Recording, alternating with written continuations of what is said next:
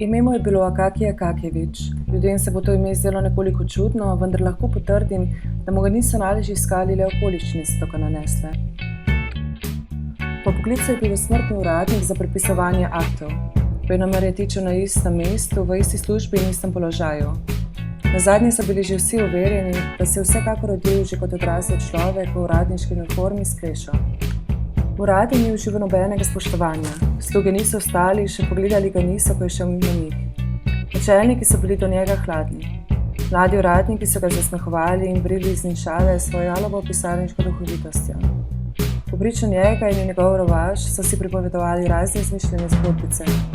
Na vse te nevšečnosti še besede ni odgovoril, kakor da sploh ni žive duše pred njim. Človeka, ki bi tako živel zgolj za svojo službo, kakor je on, ne bi zdaj pa našli. Če rečemo, da je delo požrtvovalno, je to premalo, kot je delal z ljubeznijo. Pri pisovanju aktov se je počutil kot v nekakšnem svojem raznolikem in prijetnem svetu. Tako je teklo mirno življenje tega človeka, ki je s 400 rublji plače na leto znal biti zadovoljen s svojo usodo. Vsi, ki dobivajo na leto 400 rubljev plače ali pa približno toliko, imajo v Petrogradu strupenega sovražnika. Ta sovražnik ni nihče drug, kakor naša severna zima, čeprav nekateri trdijo, da je zelo zdrava. Zadnji čas je čutil, da ga je začelo prav strupeno zesti v hrbet in rame. Nazadnje je pomislil, da je tega kriv nemara njegov plašč.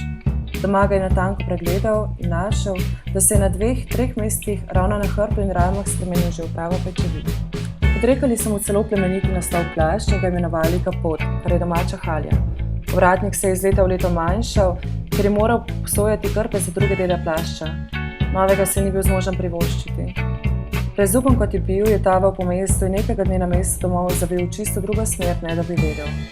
Med potjo se je svojim komolcem zadel oban dimnikar in mu počrnil vso ramo. Z vrha hiše, ki so jo gradili, se je zlila po njem cela vedrica beleža. Da on ničesar ni opazil.